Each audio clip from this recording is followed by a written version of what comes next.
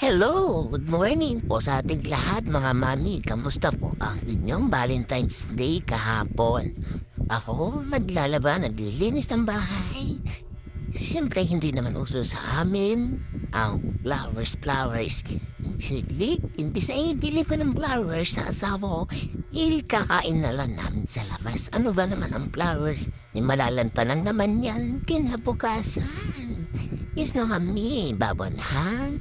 Samahin niyo kung wala ako maglinis ng aking kwarto ang general cleaning saan siyempre kapatapos lang ang Valentine's Day. Walang gana ano iniisip niyo ha? Iba ang inyong iniisip dyan mga mi. Ay, napakahirap po ng ginagawa ko pa mga pagpa-vlog. Hindi po talaga siya view na sa totoo lang po talaga. Pagkatapos kong mag-video, i-edit ko siya ng katapot. Siyempre, pinasok ko ang mundo ni Meta. Kailangan natin tanindigan yan. Sa mundo ni Meta, walang hiya-hiya. Pupunan mo lang ito ay cellphone, internet. Dapat may stable kang internet. Siyempre, ang may pag-cellphone, meron ka rin dapat professional dashboard ang iyong cellphone. Kapag walang professional dashboard ang iyong cellphone, hindi ka makakapag-content. Oo, ganun nga yun.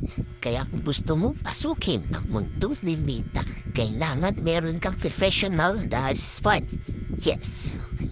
Wala naman easy money. Kailangan gusto natin magkapera ng malaki kung gusto natin marating ang narating na mga sikat ng vlogger. Eh, di ano pa inaantay mo? Mag-content ka na rin. Kung kaya nila, kaya din natin marating kung ano man ang marating nila ngayon. Yes, no mami. Alam kung kayang-kaya natin ito. Ay, nakakapagod ang araw. Ramdam ko na agad ang summer na iyon. Ay, kayo ba? Ramdam niyo na po ba ang summer na iyon, mga mi?